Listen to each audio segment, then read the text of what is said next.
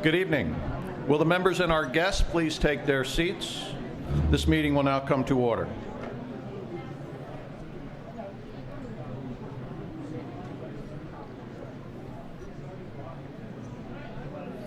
As all members have received a copy of the call of tonight's meeting, the reading of the call will be omitted. Will everyone please rise and join me in saying the Pledge of Allegiance? I pledge allegiance to the flag of the United States of America and to the republic for which it stands, one nation, under God, indivisible, with liberty and justice for all.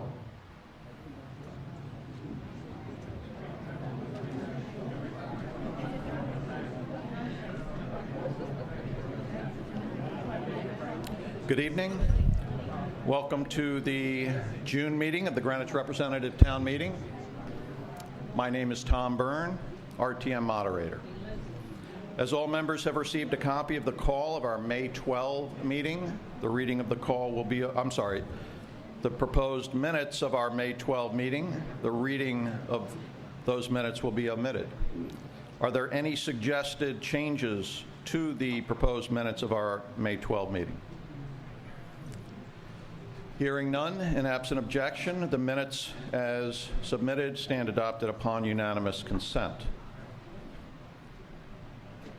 Bernard Schneider of District 12 has asked for a moment to make an announcement.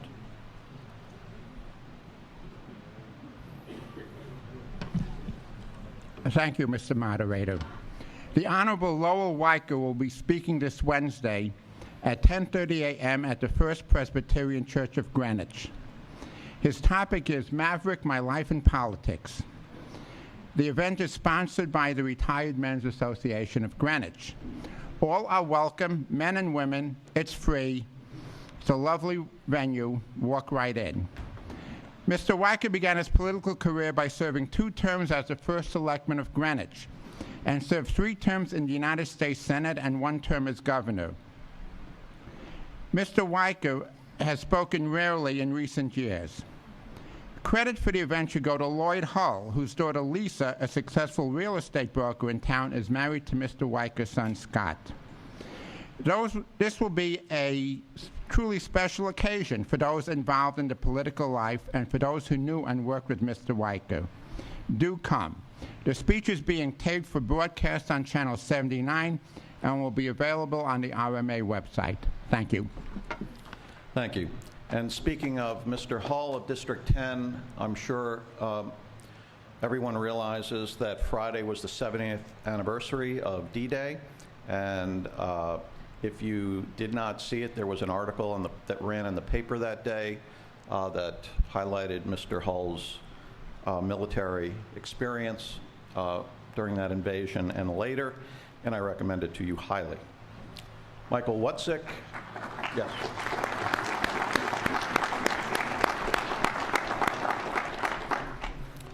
Michael Wutzik with an announcement and information from our Labor Contracts Committee. Thank you, Mr. Moderator. Ladies and gentlemen of the RTM, as the moderator indicated, I'm Mike Wutzik from District 11. I'm here in my capacity as newly elected Vice Chairman of the RTM Labor Contracts Committee to give you a very brief update on the activities of the committee. The RTM approved the appointments of the committee's 5 regular members and 2 alternates in April. The composition of the committee is largely unchanged since last term, with the main changes being that Jill Oberlander retired and Lucia Jansen joined as an alternate. At our organizing meeting following the April RTM meeting, we held officer elections, and I am happy to report the following results. David Detchen was reelected as chairman. Joan Caldwell was reelected as one of 2 vice chairs. I was elected as the other vice chair, and Bob Burns was elected as secretary. In addition to the officers and Lucia Jansen, as previously mentioned, the committee membership is rounded out very strongly by Mike Warner and Steve Rubin.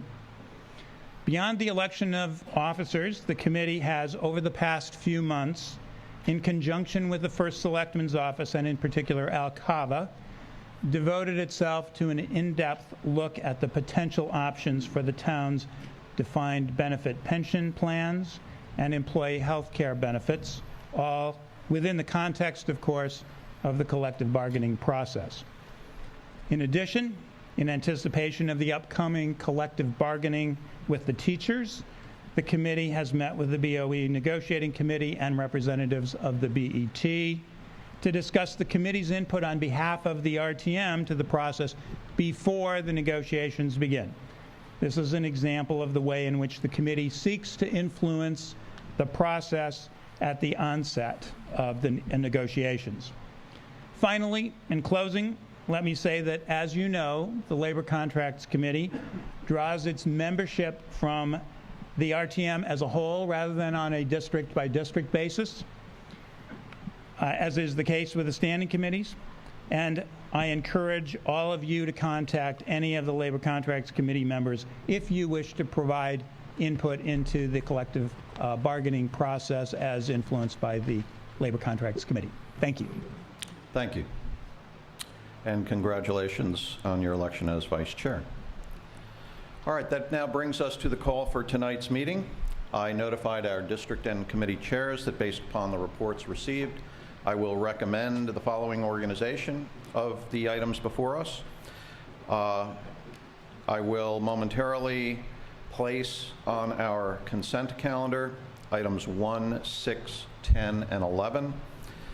Then recommend that we combine for voting purposes items 3, 8, 13, 16, and 17, which would leave, if we do organize in that fashion, it would leave to be considered separately items 2, 4, 5, 7, 12, 14, and 15.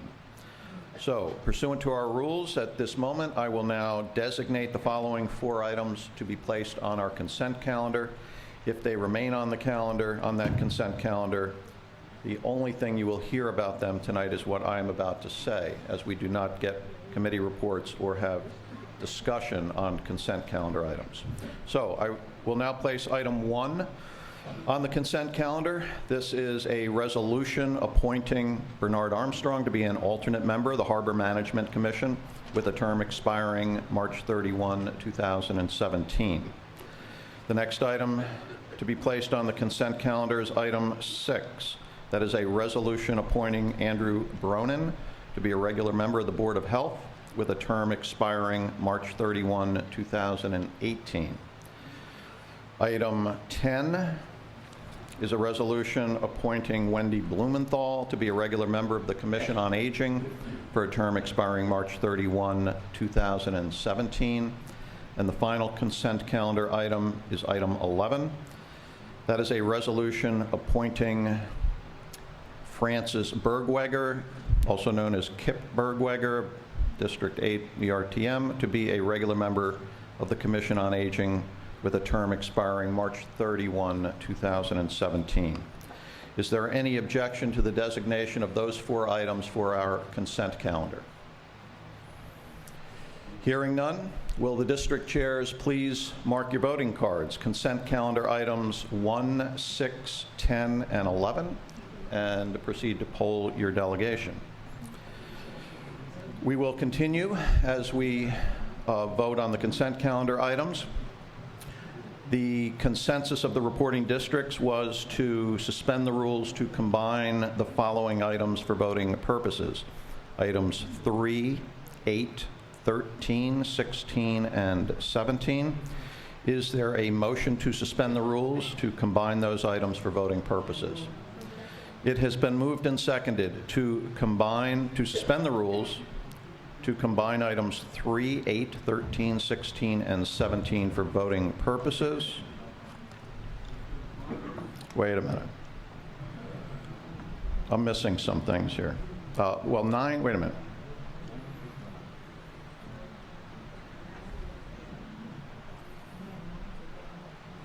No, okay. Yes, did someone rise? Mr. Von Keyserling? Might I ask you, sir, the reason for Mr. Garrett L. Boston being separated out as a separate item as opposed to one of our districts recommended it. And we have very few districts who make recommendations. And so of the reporting districts, that was a large, a significant percentage. All right, I have answered your question. I'm now, excuse me, you are not recognized. Listen, Mr. Von Keyserling, if you would like, Mr. Von Keyserling, you don't have the floor. I will now recommend, please sit down, sir. You're out of order. You're out of order. I answered your question. No, I've made no ruling. You may try to amend something or add something, but for... You are cutting down with no appeal on your particular power of your say-so on something with no appeal. Is that correct? No. I am making a recommendation, and if you disagree with it, you may vote no when I call for the vote. All right. I am recommending, wait a minute, we have moved and seconded, correct? All right. The motion to suspend the rules is not debatable, and it requires a 2/3 majority to pass. All those in favor of suspending the rules and combining items 3, 8, 13, 16, and 17, please signify by saying aye. Aye. Opposed? That motion is carried. All right, we will now take up the first of those combined items. Item 3 now comes before us. This is a resolution that was postponed from our April meeting. It is a resolution to appoint Scott Johnson to be a regular member of the Board of Parks and Recreation with a term expiring March 31, 2017. That is now currently before us. May we have the reports of the committees that considered this? Beginning with Karen Sadek-Khan, Chair of our Parks and Recreation Committee. Good evening, Mr. Moderator and fellow members. Our committee met Tuesday, June 3rd. Districts 2 and 10 were absent. The renomination of Scott Johnson to be appointed as a regular member of the Board of Parks and Recreation was taken up with great interest. Scott had a lengthy interview with us. He has served approximately, he couldn't remember, we think it's 5 terms already on the Board of Parks and Recreation. He is an attorney in town. He has served, as he describes it, in a research capacity on the Coastal Area Management Plan Committee and on the Turf Management Committee. He is now on the Field User Committee, which serves as a checks and balance system for how the department handles the playing fields. They do oversight of various sports, including the fields, and address issues involved, such as which sports are heavily weighted, which are not. However, sports teams handled that have applications from out of town when they don't have field permits, application of facilities by non-resident groups versus resident groups. Questions were asked about the recent plan to turf the middle schools, a proposal that for now has been eliminated from the CIP. Scott commented that the grass fields are still desirable, but that the new power plant park, will have an artificial turf field. He was asked about the removal of the Community First program to address the cleaning of bathrooms that had been in the Parks and Rec budget. He said he felt it was a good program. He'd questioned the vans needed, and he commented that the board probably should have been more supportive. The dredging of Binney Pond was discussed. The cost is high due to the need to remove contaminated material. Island Beach was discussed. He agreed with the multiple problems that are there with the facilities. When discussing the makeup of the Board of Parks and Recreation, he felt in selecting new members that the focus should be on selecting people who do not have single issues. SNAC needs to be encouraged to look for nominees with multiple interests. Our vote was 10-0-0. Districts 2 and 10 were absent. Thank you. With the report of the Appointments Committee, Tom Cornelius, District 3. The Appointments Committee took up Scott Johnson, a local attorney, has been a member of the Board of Parks and Rec since 1996, and cited field usage, marinas and docks, and facility improvements as the major challenges before the board. Mr. Johnson cited the work that fellow board member John Kane and the Board of Parks and Rec did on creating a coastal management plan. This work is now the responsibility of the Harbor Management Commission. Mr. Johnson cited the ongoing need for qualified people for the board. It is a hard-working board that looks for members who are knowledgeable and not tied to single issues. The vote was 12-0-0. Thank you. Discussion on item 3. Item 8 now comes before us. May we have the resolution on that item? David Tice, our selectman.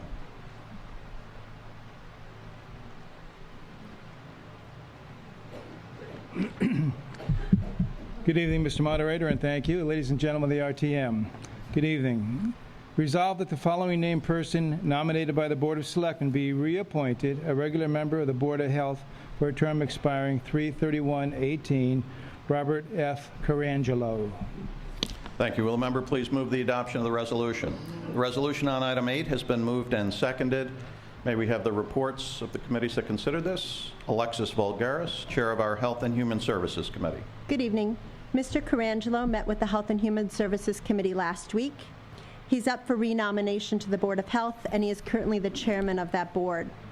He's served on the board for 14 years, and he is currently the only member of the board with a legal background, and his professional expertise as a lawyer has become a bigger part of his role on the Board of Health. He explained that over the last few years, there have been a number of issues that have required significant legal understanding: the proposed leaf blower ordinance a number of years ago, employee issues, and then most recently the GEMS contract. Mr. Carangelo stated that ideally he would like to see another lawyer join the board, as he anticipates that this will be his last term, so he'd like to have a new lawyer come on so he can prepare them for the legal work that they would need to do. Some of the goals that Mr. Carangelo would like to work towards over his next term are a continued push for funding for a full-time emergency preparedness coordinator, working with the Greenwich Red Cross, which is now a member of the New York Metro Red Cross chapter, to ensure that Greenwich is prepared and covered in the event of an emergency, and continuing to provide quality public health education in the wake of that formal position being removed from the Department of Health several years ago. Our vote on this item was 11-0-0 with District 2 absent. Thank you. Thank you. Mr. Cornelius with the Appointments Committee report. The Appointments Committee met Robert Colangelo on Tuesday, May 20th, 2014. All districts were representative. Mr. Colangelo is a securities litigation attorney in New York City and currently chairs the Board of Health. In his role as the board, he sees many legal issues that the Department of Health must contend with. An example is the Memorandum of Understanding that is being negotiated with the local Red Cross over emergency coverage for Greenwich. He believes that Greenwich residents should be aware that the Greenwich Red Cross is now part of Westchester, and they can no longer give Greenwich priority. The town needs to plan for alternative emergency coverage in place of the Red Cross. This means equipment, supplies, and trained volunteers. One idea is to set up a 502-C3 for that purpose. He stressed the importance of funding the Board of Health Emergency Coordinator. Other topics he mentioned included the importance of better education on substance abuse and the need for a survey on substance abuse among our local students. He also stressed the value of GEMS and the importance of GEMS to Greenwich. Mr. Carangelo has spoken to the selectmen about succession planning on the Board of Health. He would like to make sure that there's an attorney on board going forward so he can plan for his eventual resignation from the board. The vote was 12-0-0. Thank you. Discussion on item 8. Item 13 now comes before us. May we have the resolution on that item? Peter Tessie, our first selectman. Good evening, Mr. Moderator, ladies and gentlemen of the RTM. Resolved, pursuant to State Public Act Number 95-268, an act concerning neighborhood assistance, the programs and complete applications filed in the town clerk's office are hereby approved for the purpose of encouraging business contributions to nonprofit organizations and government agencies providing important services in Greenwich. It is the same as appears on the call. Thank you. Will the member please move the adoption of the resolution? Resolution on item 13 has been moved and seconded. Michael Warner, Chair of our Finance Committee.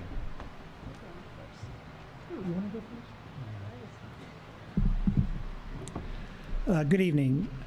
The Finance Committee took up item 13, the Connecticut Neighborhood Assistance Act, which, as you heard, provides tax credits for businesses who support community programs with approvals from the state and municipalities.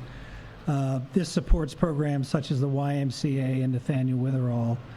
After a brief discussion, the Finance Committee overwhelmingly supported approval 12-0-0. Thank you. Alexis Vulgaris with the Health and Human Services report. I don't have much to add. Just as a point of information, last year, $449,000 was requested from not-for-profits, and a total of $24,000 was actually provided. This year, $300,000 is being requested, and those not-for-profits will have to wait and see what they actually receive. So while there's clearly a great need to fund these programs, it's often a struggle for the not-for-profits to find the appropriate corporate donors. Our vote was 10-0-0 with districts 2 and 9 absent. Thank you. Thank you. Discussion on item 13. All right, before proceeding further, I have the result of the vote on the consent calendar items. Those were items 1, 6, 10, and 11. Those in favor, 165. Opposed, 0. Abstaining, 2. The consent calendar items have carried. The next combined item is item 16. Do we have someone presenting the resolution on item 16 on behalf of the Police Department? Peter Tessie, our first selectman. Good evening. Resolved that the Greenwich Police Department accept financial support from Shelter Our Strays in the amount of $25,000 for the purpose of constructing an exterior dog run at the Animal Control Facility on North Street. Thank you. Will the member please move the adoption of the resolution? Resolution on item 16 has been moved and seconded. Mr. Warner with the Finance Committee report.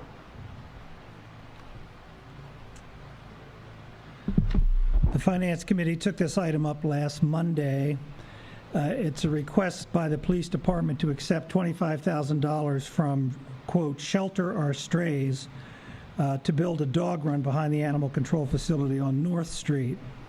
This would reduce dog walking on leashes, which is now done, and provide space for animals in cases of an emergency. This is a donation. We had with us Greg Hamilton, the chief of the Animal Control Facility. This will be constructed behind the current Animal Control Facility now.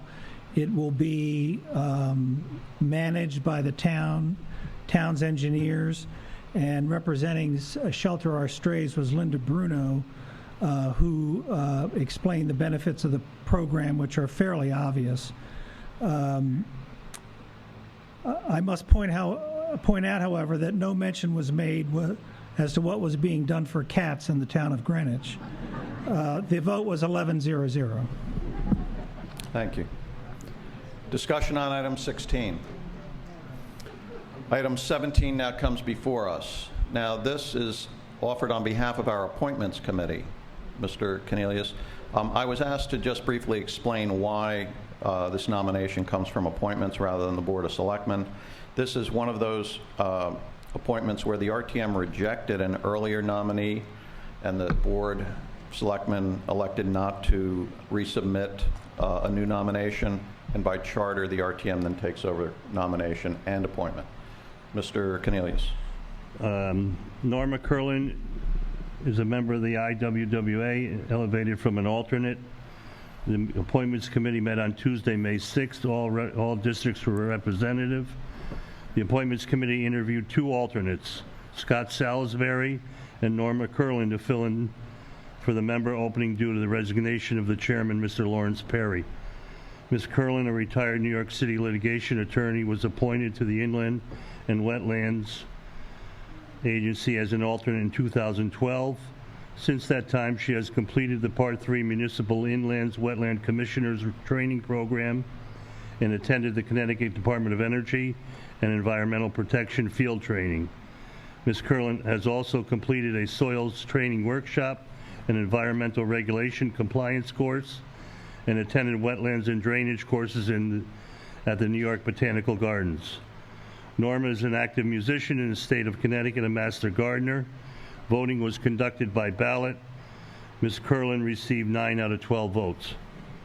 There is one correction on the call. Her term should have ended at 3/31/17 instead of 3/31/18. All right, so you're submitting a substitute resolution. Correct. Okay. And that is a substitute resolution to appoint Norma Curlin to be a member of Inland Wetlands and Watercourses, one word, for a term expiring March 31, 2017. That being Correct. offered on behalf of one of our committees, it does not require a second. All right, and you've just given your full report on this? Yes. All right. Land use, Peter Berg, with a report on item 17. Good evening, Mr. Moderator, fellow members. The Land Use Committee interviewed Norma Curlin last Monday night. All of the districts were represented. Having served as an alternate on the Inland Wetlands Watercourses Agency for around 2 years, Ms. Curlin would be filling in for the expertise of Lawrence Perry, also an attorney, who is stepping down. It was agreed that legal expertise is of particular importance in dealing with complex wetland issues where statutes are both local and mandated by the state of Connecticut. You may recall that you may have heard that it's important that there be an attorney on the Wetlands Agency who can word the decisions in such a way that it doesn't leave the town open to challenge in court. Ms. Curlin expressed considerable enthusiasm about the work of the agency. We talked about the use of herbicides as an area of particular interest. She was asked about compliance with cease and desist orders. She noted that the new fine structure appeared to be working well.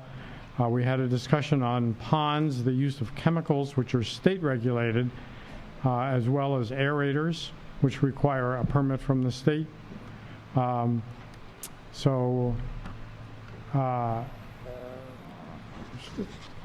She noted that Mr. Mike Chambers, who's the director of the Wetlands Agency, was particularly interested in holding educational meetings on complex wetland issues. Our vote on Norma Curlin was 12-0-0. Thank you. Discussion on the substitute resolution on item 17. All right, will the district chairs please mark your voting cards? Combined calendar items 3, 8, 13, 16, substitute resolution on 17, and proceed to poll your delegation. While we are voting, we will begin taking up the remaining items separately in numerical order. So the first of those is item number 2. Item number 2 is a resolution postponed from our from our April meeting, and it returns, as you know, to us in the form it existed at that point. But I understand that we now have a substitute resolution. Good evening, Mr. Moderator, ladies and gentlemen of the RTM. I am offering a revised substitute resolution for item 2 as follows. Resolved that the town of Greenwich grant an easement at the Grigg Street parking lot located at 0 Grigg Street, Greenwich, to the Connecticut Light and Power, CLNP, as set forth in the easement and agreement contained in the explanatory comments to the call, and as approved by the representative town meeting. Be it further resolved that the first selectman of the town of Greenwich is hereby authorized to execute such easement and agreement on behalf of the town of Greenwich. All right, thank you, Mr. Thompson. I will read that again since it is a substitute resolution. Resolved that the town of Greenwich grant an easement at Grigg Street parking lot located at 0 Grigg Street, Greenwich, to Connecticut Light and Power, as set forth in the easement agreement contained in the explanatory comments to the call, and as approved by the representative town meeting. Be it further resolved that the first selectman of the town of Greenwich is hereby authorized to execute such easement agreement on behalf of the town of Greenwich. All right. Will a member please move the adoption of that substitute resolution? The substitute resolution on item 2 has been moved and seconded. May we have the reports from the committees that considered this, beginning with Arlene Lamazzo, Chair of our Public Works Committee. The Public Works Committee met to discuss this item. We had the pleasure of having Jim Michael, the town's chief engineer, with us. This, as you know, is an easement which had been before us, but which needed to be revised. And that revision has now taken place, and so there were changes made that were favorable to the town. Things like being able to construct something in that parking lot if the town so needed to do.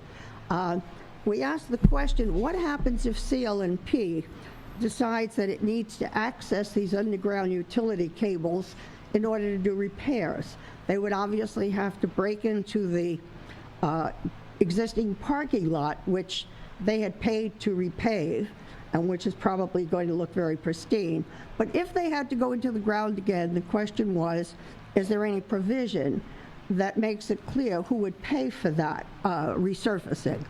And Mr. Michael explained that there is a letter in the Department of Public Works, an understanding that, in fact, CL&P would have to redo that parking lot surface. Our vote was 12-0-0. Thank you. Thank you. Peter Berg, Chair of our Land Use Committee. Good evening again. So the Land Use Committee took this item up last Monday night, and we did have Jim Michael, our chief engineer, with us.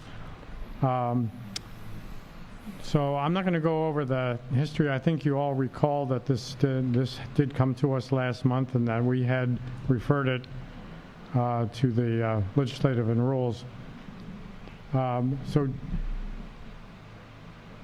I'm going to skip down and say that, so Mr. Michael said that there's no easy way for complex utilities to be added underground at the lower end of Greenwich Avenue.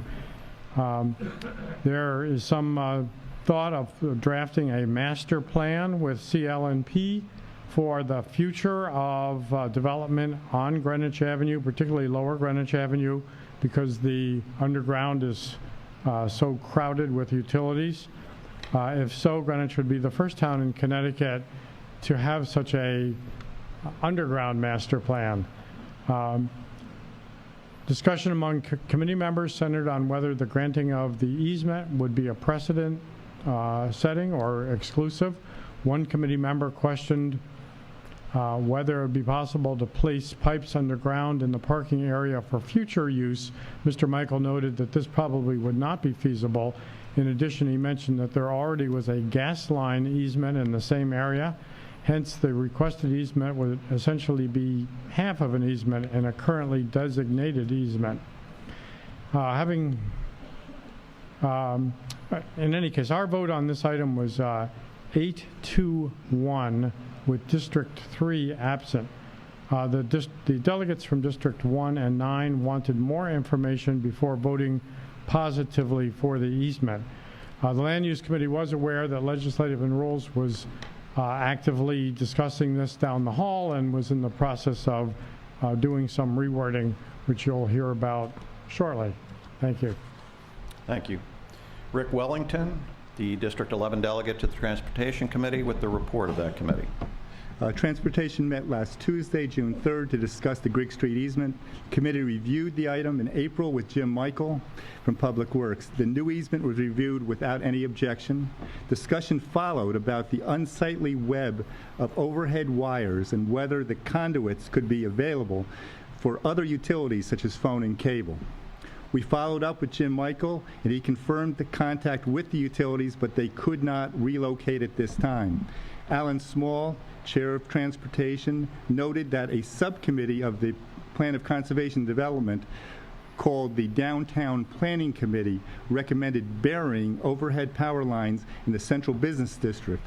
Alan made a motion to read a statement from the Transportation Committee to encourage the utility companies to tidy the existing overhead utility lines and consider, whenever possible, the burying of overhead utility lines on streets adjacent to Greenwich Avenue in the Central Business District at the utility companies and/or the property owner's expense.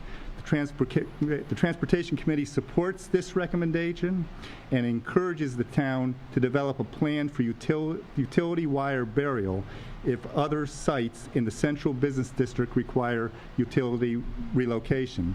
Our votes on the Griggs Street easement, item 2, were 5 in favor, 2 opposed, with 1 abstention. The no votes related to the lack of including other utilities and burying wires in construction conduits. Districts 2, 4, 8, and 9 were absent. Our statement encouraging the burying of wires and including the participation of other utilities, 8 in favor, none opposed. Again, districts 2, 4, 8, and 9 were absent. Thank you. Doug Wells, Chair of our Legislative and Rules Committee. Mr. Moderator, ladies and gentlemen, we took this item up last Monday evening. All districts were present. As you heard earlier, this item was postponed at the request of Legislative and Rules Committee to the June call because of our committee's concern that CL&P appeared to be demanding too much by way of concessions from the town.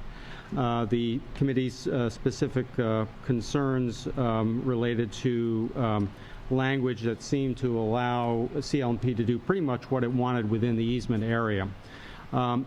We had Assistant Town Attorney Gene McLaughlin and Town Engineer Jim Michael to assist us last Monday evening. Attorney McLaughlin described the many changes made to the easement agreement since our April meeting.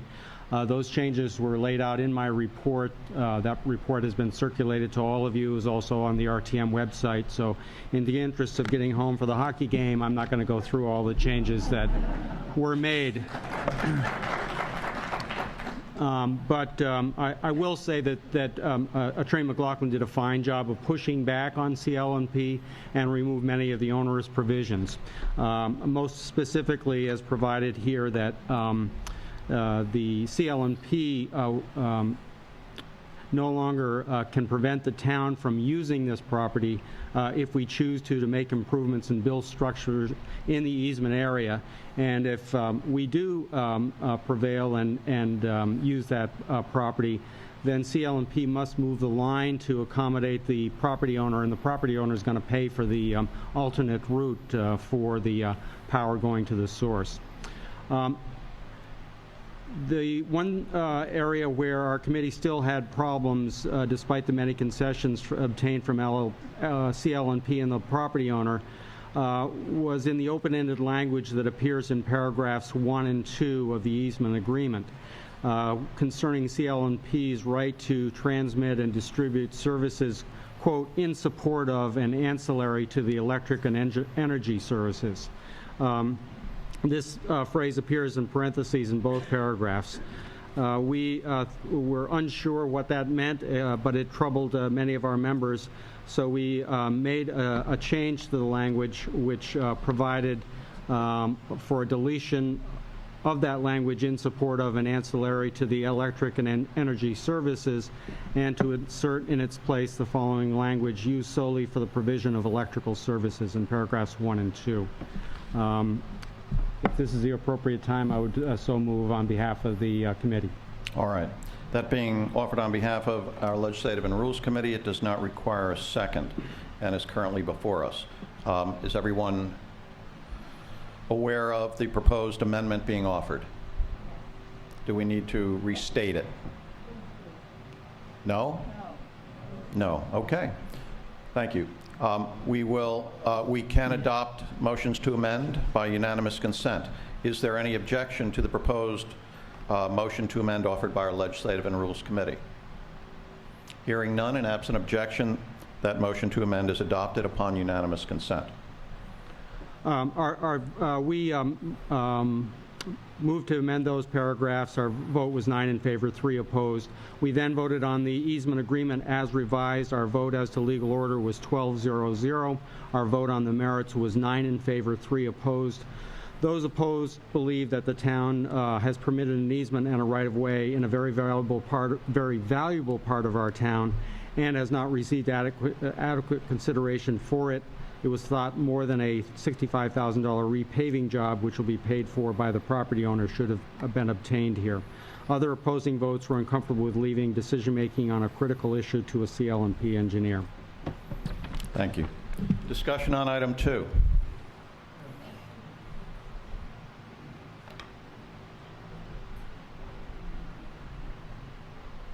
Mr. Lucarelli, District 10. Hi, I know I'm contending with the Rangers game, so I'll keep this brief. I also serve on the Legislative and Rules, and I have to thank the committee as well as Attorney Gene. He did a great job. But I also rise as the POCD Town Properties Chair, the former POCD Town Properties Chair, and I think we're seeing, this isn't to make a knock about any other town committee or the law department or anybody else. I just think we could do this a little better.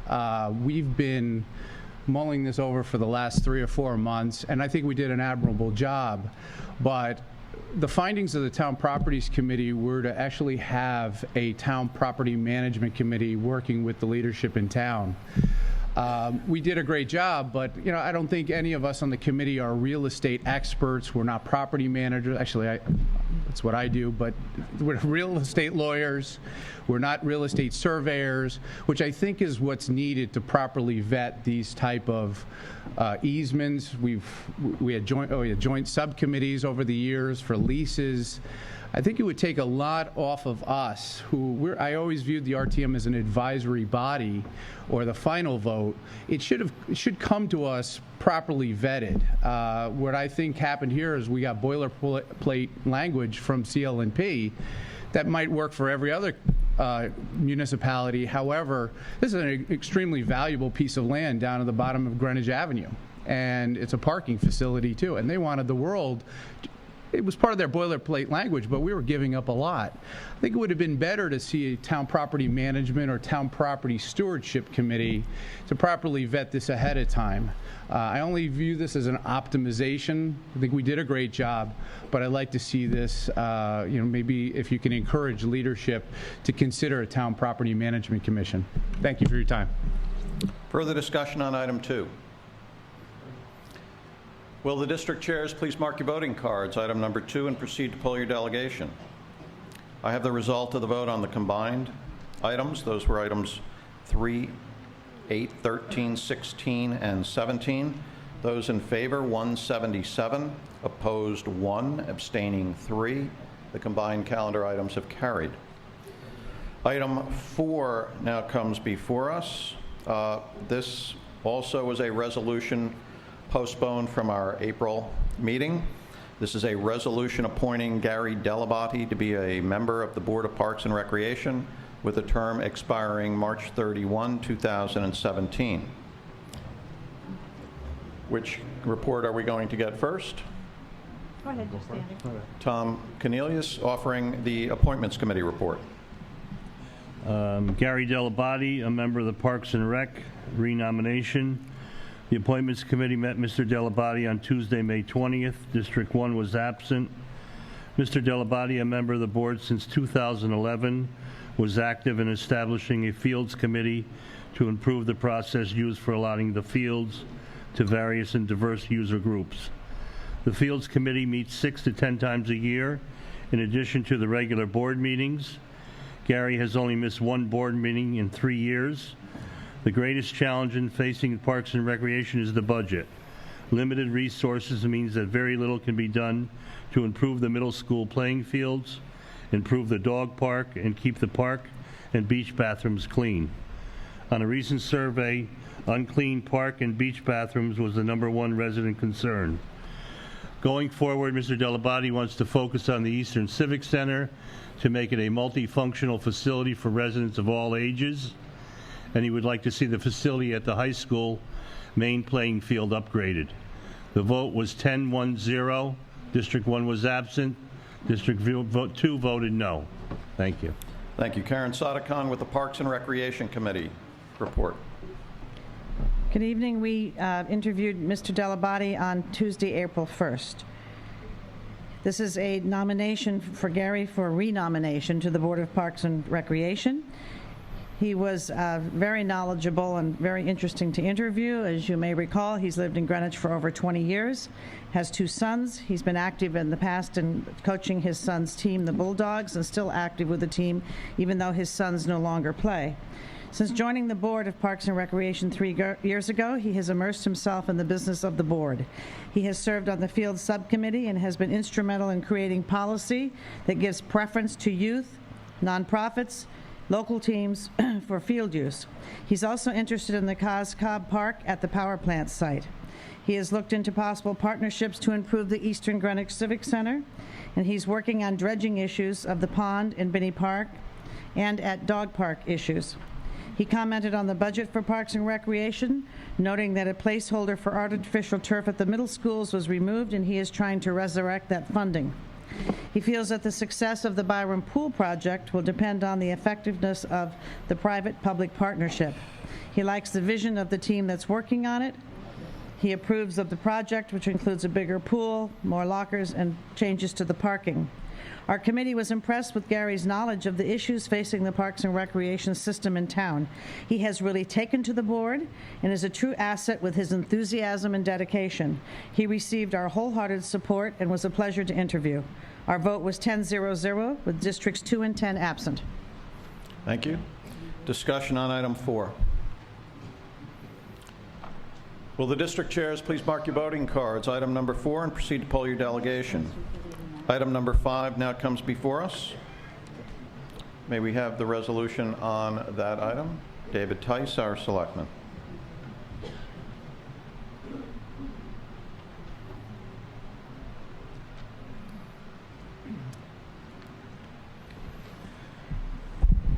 Mr. Moderator, ladies and gentlemen, again, good evening. Item number 5, resolve that the following named person nominated by the Board of Selectmen be appointed a regular member of the Nathaniel Witherell Board for a term expiring 3/31/16, Stephen M. Solar. Thank you. Will a member please move the adoption of the resolution? The resolution on item 5 has been moved and seconded. Alexis Vulgaris with the report of our Health and Human Services Committee. Good evening. The Health and Human Services Committee met with Mr. Solar this evening as his teaching obligations at NYU prevented him from meeting with us last week during our regularly scheduled meeting. Mr. Solar has a long-standing relationship with Nathaniel Witherell. He was a member of the Witherell Special Committee from 2003 through 2007, and then in 2007 he joined the Nathaniel Witherell Building Committee.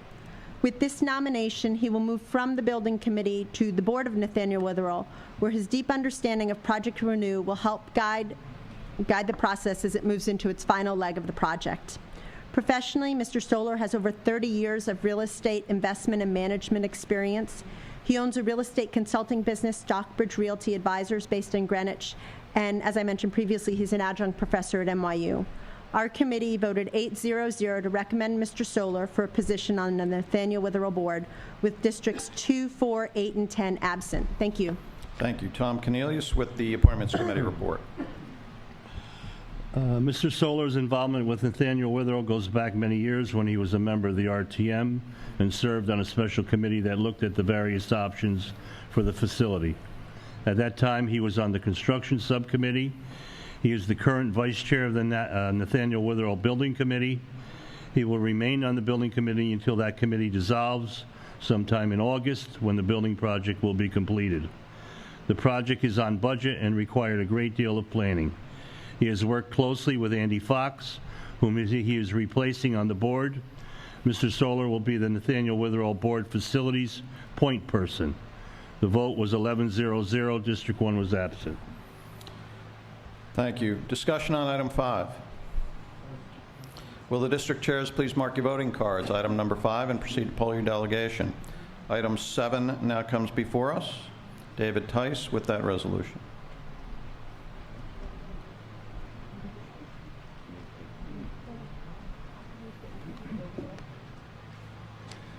Good evening once again. Resolved that the following named person nominated by the Board of Selectmen be reappointed a regular member of the Board of Health for a term expiring 3/31/18. Kurt H. Schaefer. Thank you. Will the member please move the adoption of the resolution? Resolution on item 7 has been moved and seconded. Alexis Vulgaris with the Health and Human Services report. Good evening.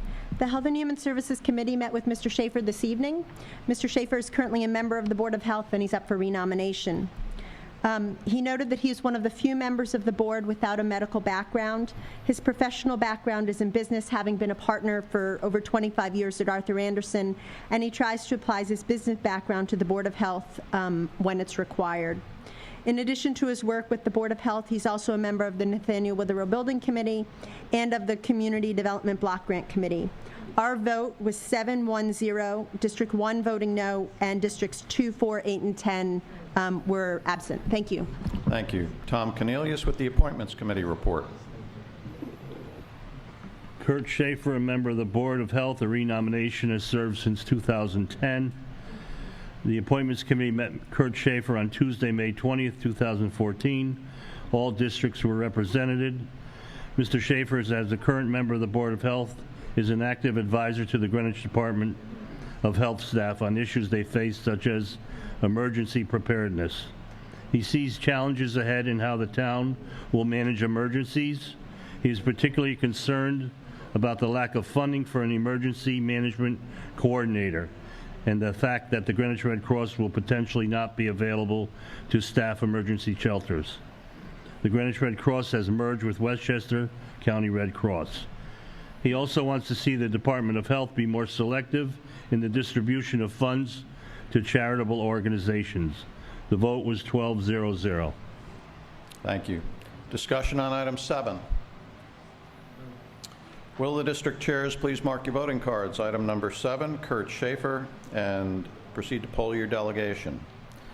I have the result of the vote on item 2. That was the Grigg Street easement. Those in favor, 154. Opposed, 18. Abstaining, 6. Item 2 has carried. Item 12 now comes before us. Peter Tessie, our first selectman. Mr. Moderator, ladies and gentlemen of the RTM, resolved that the following named person nominated by the Board of Selectmen be appointed an alternate member of the Historic District Commission for a term expiring 3/31/19, Jennifer Kostler. Thank you. Will a member please move the resolution on item 12? Resolution on item 12 has been moved and seconded. Peter Berg, Chair of our Land Use Committee. Good evening again. Jennifer Kostler met with the Land Use Committee last Monday night. As you can see, she's being appointed as an alternate to the Historic District Commission. She is an architect. She has attended 2 meetings of the Historic District Commission, is therefore somewhat familiar with their work. She practices in Greenwich, has presented before the commission. Much of our discussion focused on the work of the Historic District Commission, which is not widely understood in the Greenwich community. So, for example, while the commission can delay the demolition of a historic house for a short period of time, its role is purely advisory. They have no control over demolitions of single-family houses. We did have a discussion about a house on Patterson Avenue where there's a demolition sign currently. One member noted that the town can grant various benefits to a owner of a historic house.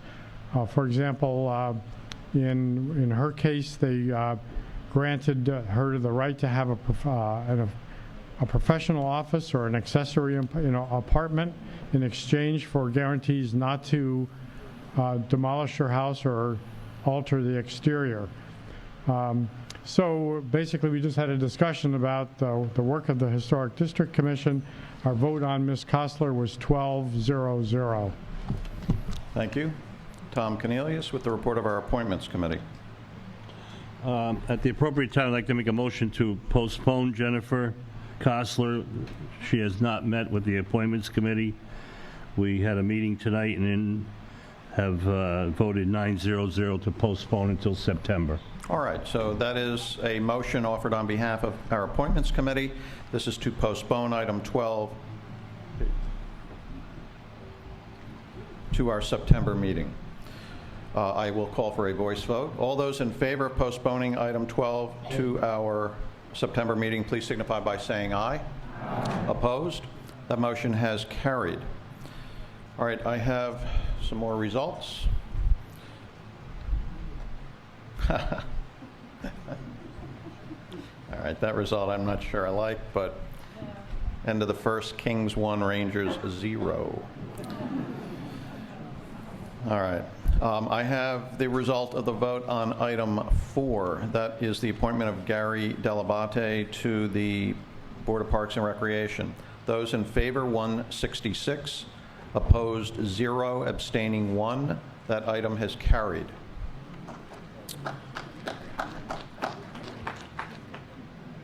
All right. Item 14 now comes before us. May we have the resolution on that? Carolyn Baisley, our Director of Health.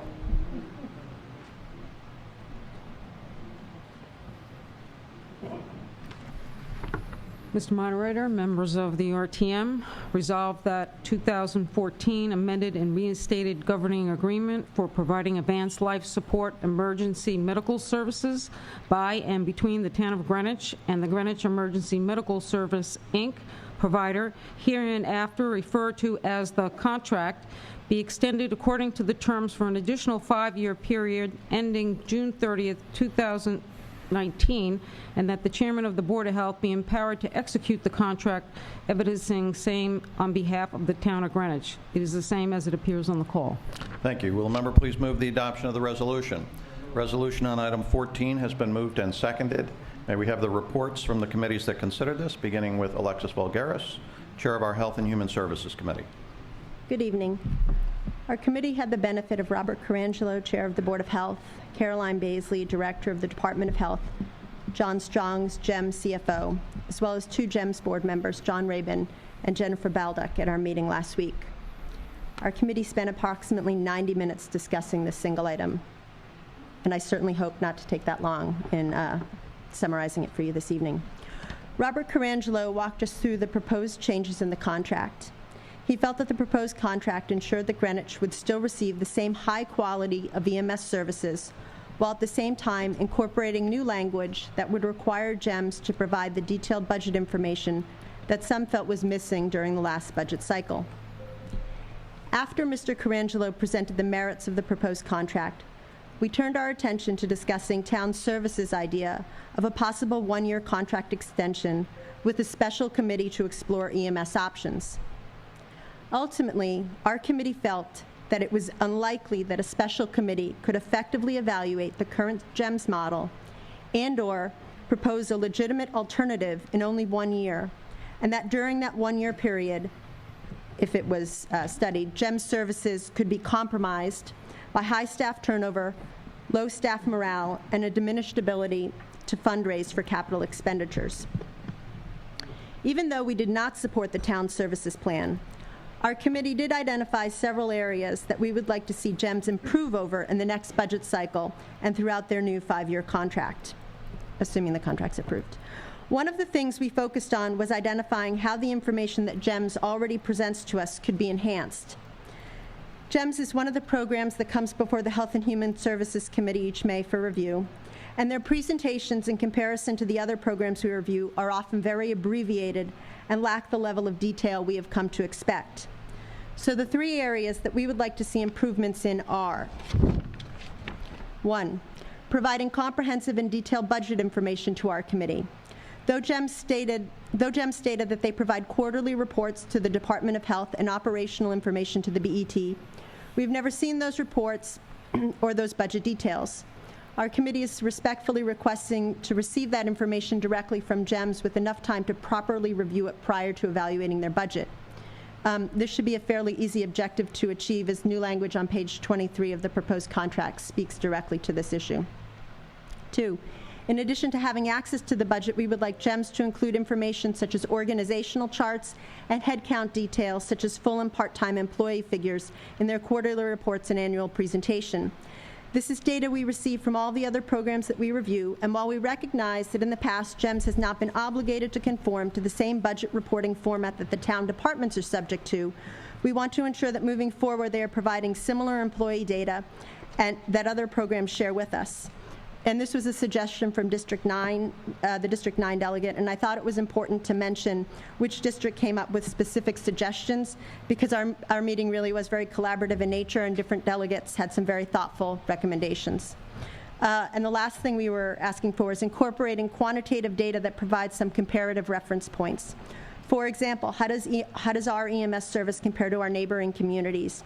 When a town is elected to transition to a for-profit service, how does that service compare to ours? When towns rely on their fire department to provide EMS services, what do those response times or save rates look like? Again, we are not asking these questions with malintent. We simply want a basis of comparison. We understand that it might not be possible to do an apples-to-apples comparison, but providing us with some data is better than nothing. Our District 11 delegate identified two EMS databases, a national database, the National EMS Information System, and a state database, the Connecticut Health Information Team, as possible resources for gathering qualitative data about EMS services. A cursory review of the National EMS Information System site indicates that the site was developed, and this is a direct quote, as a standardized system of collecting, storing, and sharing EMS patient care data at the local, state, and national level. The goal is to use the information to help evaluate and improve EMS systems and to provide evidence that resources spent on EMS services make a difference for patients.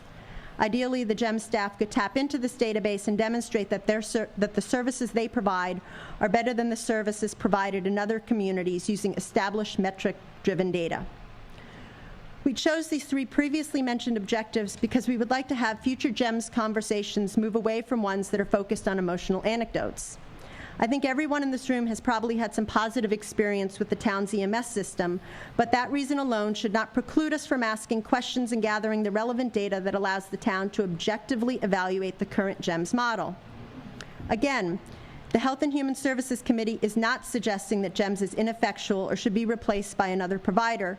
We are simply asking that the same qualitative standards that are used to evaluate town departments or other programs that the town has a substantial financial investment in are also applied to GEMS.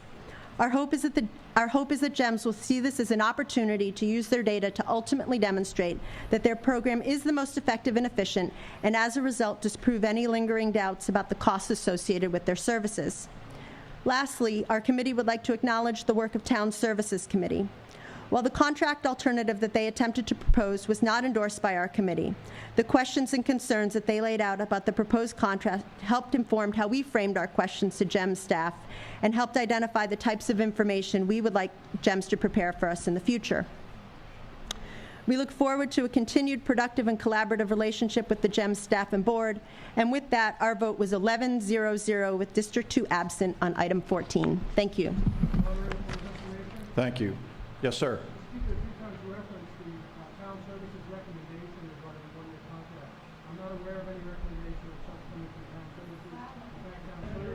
All right. There's a comment about there was a reference to recommendations from Town Services, and the speaker is saying he's not aware of any. I assume you're on Town Services? All right. Well, we'll get the Town Services report shortly. Did you want to add anything, Ms. Valgaris? No. Town Service had, I guess, proposed or a draft proposal, and we had discussed that at our meeting. All right, we'll get the Town Services report. Doug Wells, Chair of our Legislative and Rules Committee. Helping us with this item last Monday evening was Carolyn Baisley from the Department of Health, Jean McLaughlin from the Town Attorney's Office, and a GEMS member, John Rabin. This GEMS contract is for a 5-year period. Prior to this contract, GEMS had been working under a contract dated 2001, which was for an 8-year term with a 5-year right of renewal, which GEMS exercised in 2009. We first heard from Attorney McLaughlin, who indicated that many of the changes in the contract, all of which are highlighted in the explanatory package in the call, were done to bring this contract up to current standards and procedures. The proposed contract requires more detailed financial information to be supplied to the BET. The contract also provides for greater insurance protection to the town as laid out in the attachment to the contract.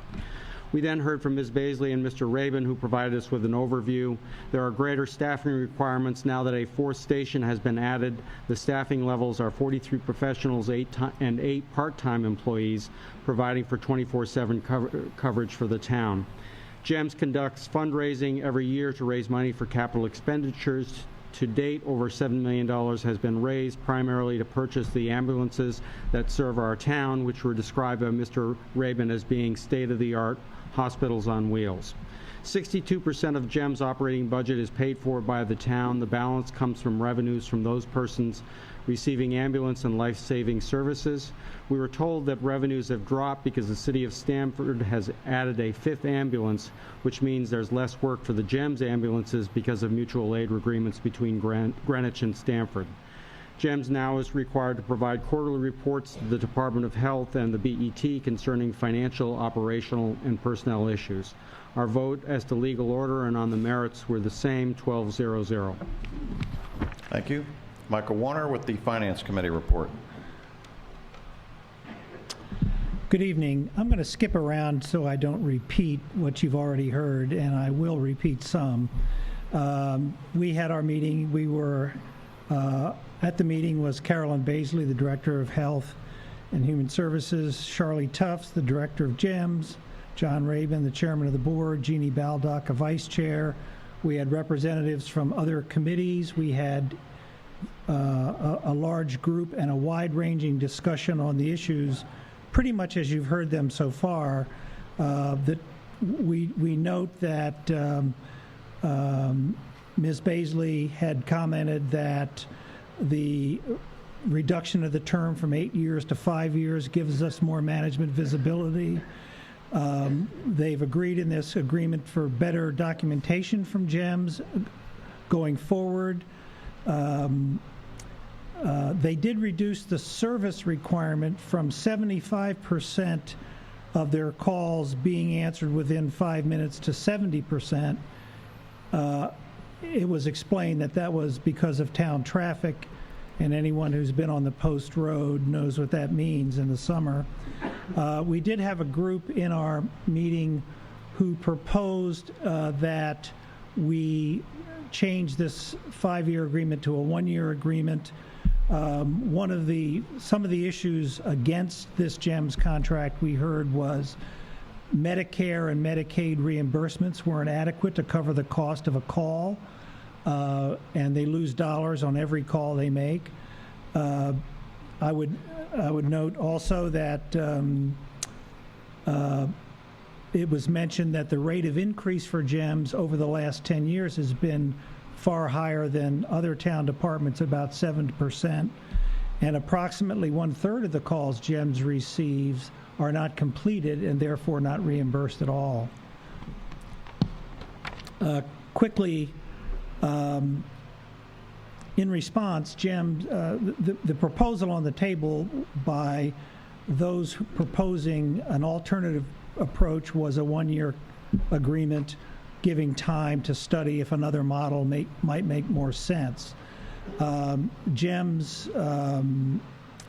came back and said a 1-year agreement would decimate their hiring and retention of employees. People would flood for the exits should a 1-year agreement with a proposal to reevaluate whether it was viable or not. Further, it was pointed out that Medicare and Medicaid reimbursements would affect no matter who has the contract. It's a money-losing proposition as it stands right now. There is a fair comment about whether how lean the GEMS operation is. There are some questions we don't know, and I think as we support a larger and larger piece of the GEMS contract, will become more and more involved. They have agreed to provide more information. As a result, our committee, in our discussion, we actually focused on 4 or 5 points. Number one, there was little dispute that the GEMS performance is at a very high level, and there's a high level of satisfaction with GEMS. Number two, the increase for this year is 2.6%. It's not anywhere near what the proposed 7% was. The major cost drivers, as I've noted, are Medicare and Medicaid. Those are driving costs. Private pays certainly help, but it's not a large percentage of their business. We recognize, and the other drivers of our discussion were there should be more town oversight, and we thought it was a benefit to reduce the term of the contract. We took 2 votes. We voted on a proposal to extend the agreement for only 1 year, and the vote and that proposal was defeated 0-12-0. Then we voted on the item as it was presented, and it was passed 12-0-0. Thank you. Thank you. John Harkins, Chair of our Town Services Committee.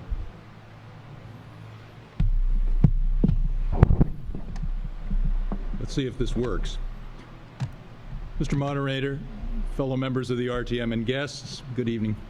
Alexis Vulgaris of Health and Human Services ably covered many of the points that I was prepared to present, so I'll save you all some time in order to cover just those additional points that are worth considering. Your Town Services Committee met on June 3rd to review the contract between the Town of Greenwich and Greenwich Emergency Medical Services. As mentioned in last month's report, we met with GEMS for the first time in April at the request of the moderator and moderator pro tem on this subject. That began a frank discussion to examine what was originally provided to the RTM as just a single line item in the BET format of multiple lines, similar to what each town department provides each fiscal year. We asked, and now I knew this would happen, we asked for any original documents that created GEMS and a list of the 10 most highly paid executives and employees. Many on our team had heard rumors of excessive salaries and, in fact, some sort of contract problems. Our purpose as 2/3 contributors, investors, if you will, in this business, to GEMS operations was to perform due diligence and to gain confidence that the town's funding, which we as the RTM are responsible for, and we want to be sure that it's being used wisely. In the process, we would be able to dispel unfounded rumors of poorly managed funds. This purpose is fully consistent with our charter and may, in fact, assuming positive outcomes, enhance GEMS' ability to fundraise. A win-win, we believe. Not all roads are smooth. Some still had concerns about how much each GEMS trip cost, who paid full price, how many people weren't billed or were billed and didn't pay his or her fair share. Town Services considered our options, such as quarterly reviews, competitive bidding, and other options. But how to implement? One idea that seemed to appeal not just to Town Services but several other committees would be a joint committee from the RTM to gather information on best practices from other towns, costs, and other data. This is not a novel approach, as you well know. You'll recall that we did something similar with leases for the town. Any business owner should know who his competitors are and whether or not his costs are in line. We did get to our destination last month in the sense that we approved the amount here at the RTM for the budget.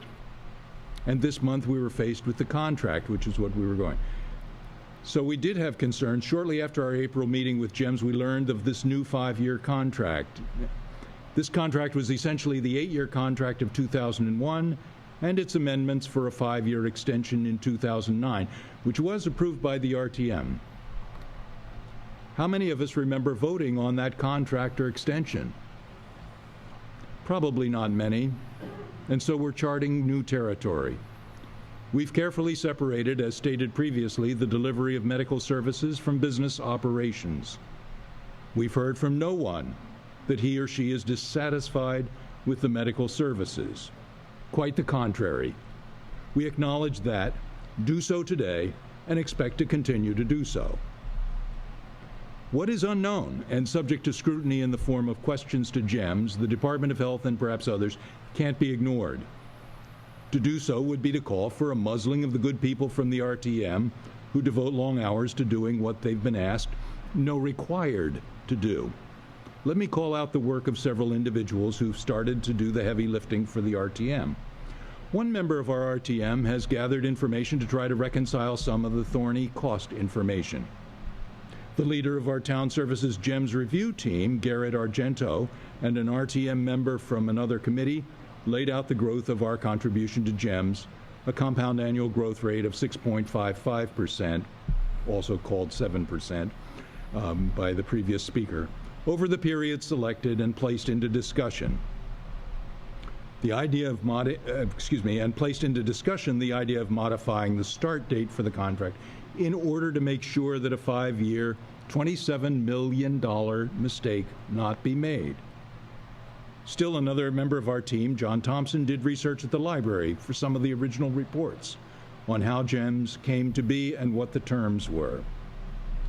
Were you aware, for example, that when GEMS began some 29 years ago, that there were originally 22 bidders for the business?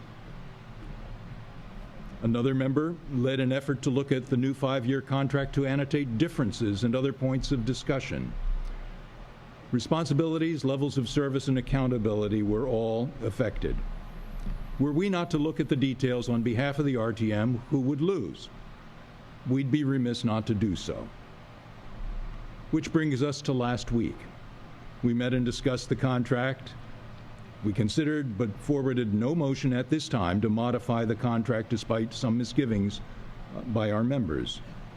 The contract does reflect some weakened language and changing responsibilities. Candidly, as worthy as these concerns may have been and still are, time was not on our side, not because we were slow to request the final version of the contract, as some people have speculated, but because more substantive conversations need to take place.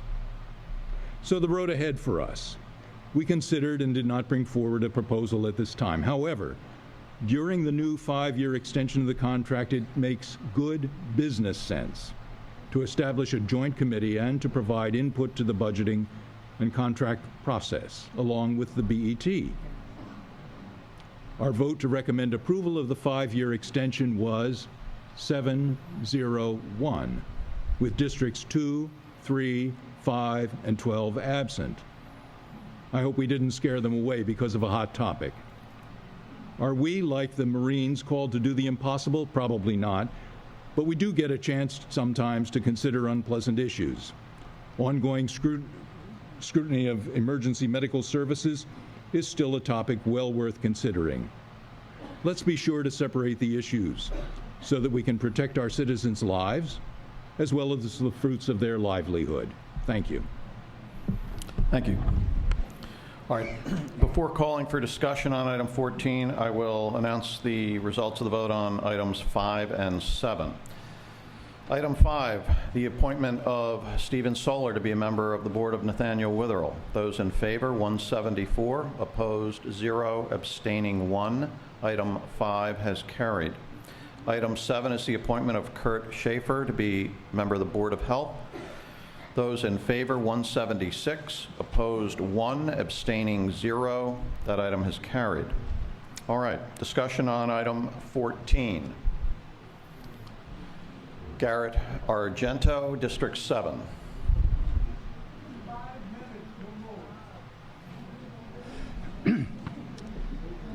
Mr. Moderator and fellow members of the RTM. My name is Garrett Argento. I am a member of the Town Services Committee and was assigned to the 4-person team, including the chair and vice chair, set up to review the GEMS operational model and budget after GEMS provided expanded budgetary detail to the BET. We spent many hours with GEMS, read the documents they provided, learned about the increasingly difficult regulatory environment in which GEMS operates, and we tried to learn something about how this vital service is provided in other towns. As a result of this brief review, we concluded that GEMS provides excellent medical service but operates on an unlevel playing field with one arm tied behind its back, and that the financial and regulatory environment in which GEMS operates is only likely to get worse. At past rates of the increase in the town subsidy to GEMS, it is likely that over the 5-year term of the extended contract, the town contribution will be $27 million. I have been criticized in the press for recommending that we extend GEMS' contract for 1 year instead of 5 years, and use that year to conduct a more complete review, focusing on many of the questions raised by the Town Services Review. I recommended that this more complete review be conducted by a team set up by the chairs of the Health and Human Services Committee, Town Services, the Moderator, and the First Selectman. This recommendation did not receive support. Therefore, I believe this body should approve a 5-year contract extension, and that during the term of that contract, conduct a thorough review of the provision of emergency services in our town so that we understand the situation and learn what options, if any, our town has. This team could be composed of members of GEMS, the town, and the RTM. The town last did a thorough study of the GEMS operating model and financial situation in 1985, when it received 21 bids for the provision of emergency medical services. It is now 29 years later. During those 20 years, there have been a lot of changes in the legal, financial, regulatory, medical, and competitive environment. Thank you. Thank you. Further discussion on item 14. Don Hamilton, District 7.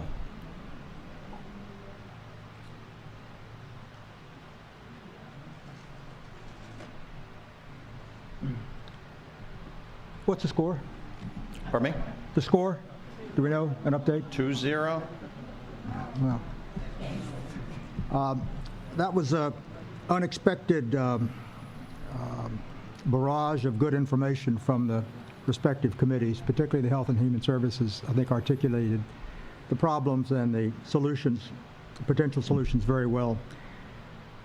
I, through my investment company, have been researching companies like GEMS in the public sector for many years. And I'd like to offer just a couple of comments to reinforce the critical turning point that the town faces from two perspectives. Number one, there are clearly options available to the town of Greenwich and GEMS in terms of addressing GEMS deficiencies, which do not impinge in any way on outcomes. The list is pretty long, and the real probing has really just begun. The contract itself is very weak and a possible impediment to effecting certain reforms, desired reforms, but I don't think that's the subject for tonight.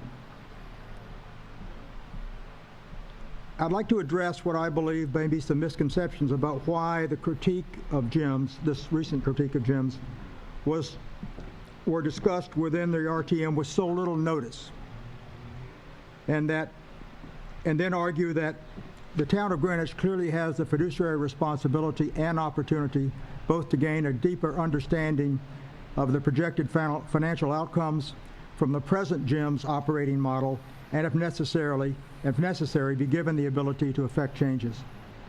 So why now? Why bring all this up so close to contract renewal? Well, granular and operating data was only available first to the BET and then to the RTM responsible committees late this spring. Not nearly enough time to conduct a thorough analysis. Although a first review of the data raises many substantial questions, these disclosures were neither requested nor presented in a timely fashion.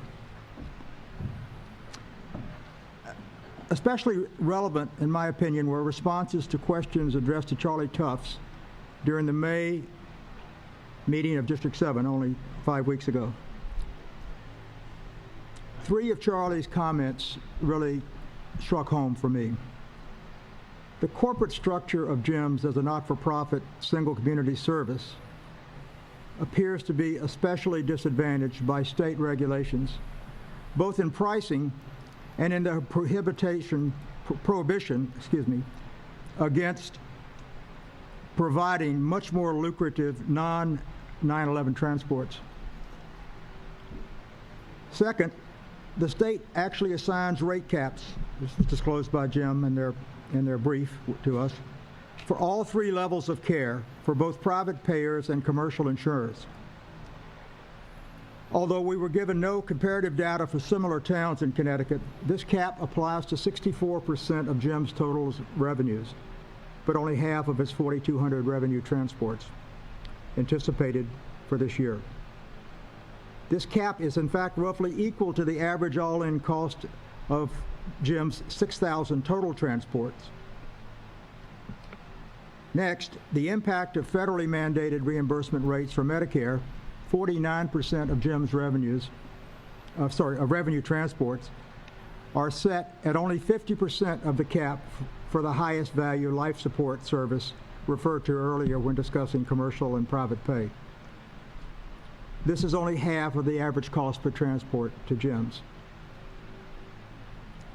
Further, the state prohibits Jim's from transporting rehab and interfacility patients, a service which can be priced appropriately to recover cost based on value to the community and the customer, and which for many other 9/11 services, including those in Connecticut, can greatly cushion or even eliminate 911 losses.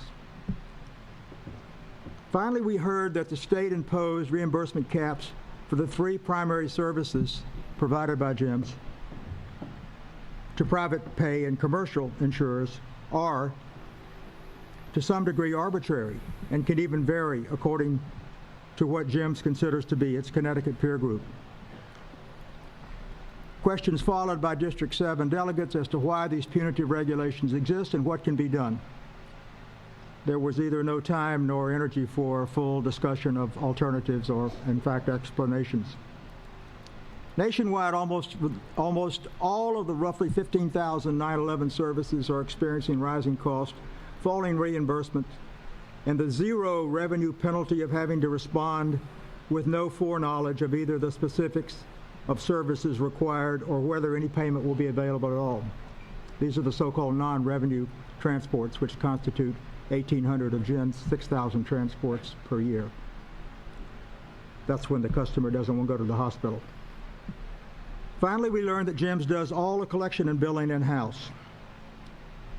These functions are today collectively referred to as revenue cycle management, kind of a fancy term referring to a skill set which in recent years has become ever more critical to maximizing cost efficiencies for every healthcare provider, and certainly for the 9/11 emergency providers.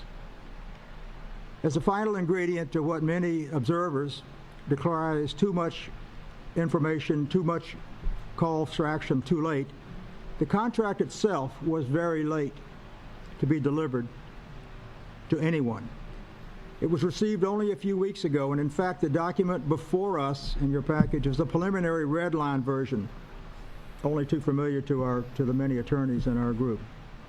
Even a cursory review of the terms and conditions within this document raises serious doubts that any town governing body has either the mandate, much less the tools, to exercise responsible and appropriate oversight, much less to assign proper accountability. Kudos to the other committees, and most of my points were made earlier. Thank you. Thank you. Further discussion on item 14. Will the district chairs please mark your voting cards, item 14, and proceed to poll your delegation. Item 15 now comes before us. Doug Wells, Chair of our Legislative and Rules Committee. Resolved that the rules of the representative town meeting concerning the Claims Committee be amended to provide for the appointment of 2 alternate delegates to the Claims Committee. The language to be added to the existing rule is shown in the last 4 unnumbered paragraphs on page 6 of the call. Thank you. Will the member please move the adoption of the resolution? Resolution on item 15 has been moved and seconded. Mr. Wells, with the report of our Legislative and Rules Committee. This proposal to add 2 alternate delegates to the Claims Committee was suggested a few months ago by our moderator, Tom Byrne, and with the assent of many of the current Claims Committee members. Even though it was explained to our committee that there has been good attendance at all of the Claims Committee meetings, sometimes when it is necessary to call an emergency meeting on short notice, often because the matter is about to go to trial or is being tried, occasionally there's been barely a quorum to make important financial decisions for the town. Accordingly, it was thought to have additional delegates available to hear the facts and to vote on an issue with close to 10 voting members being present was a good idea. Accordingly, at our April meeting, we authorized, or I should say our April Legislative and Rules Committee meeting, we authorized the Law Department to draft the language that appears before you tonight.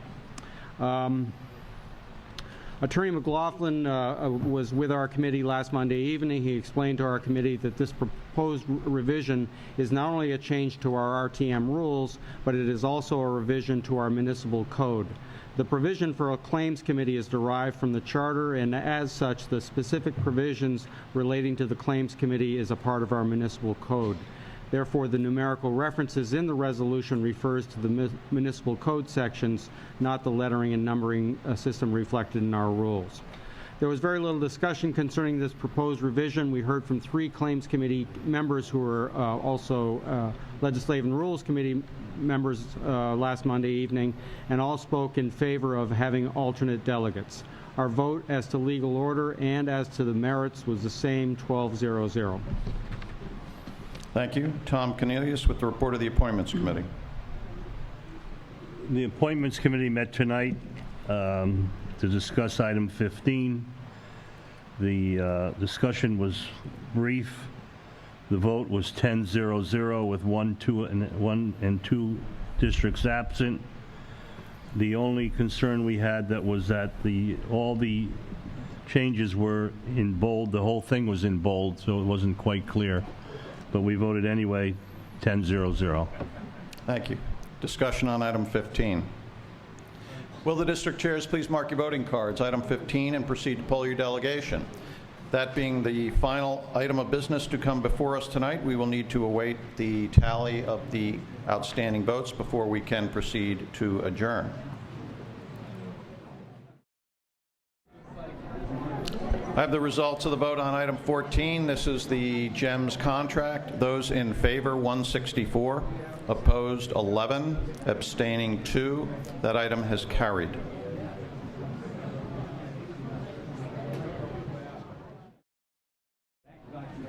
We have the result of the vote on item 15, the proposed amendment to the RTM rules regarding Claims Committee. Those in favor, 161. Opposed, 0. Abstaining, 0. That item has carried. There being no further business to come before the meeting, this meeting stands adjourned upon unanimous consent. Thank you all for coming.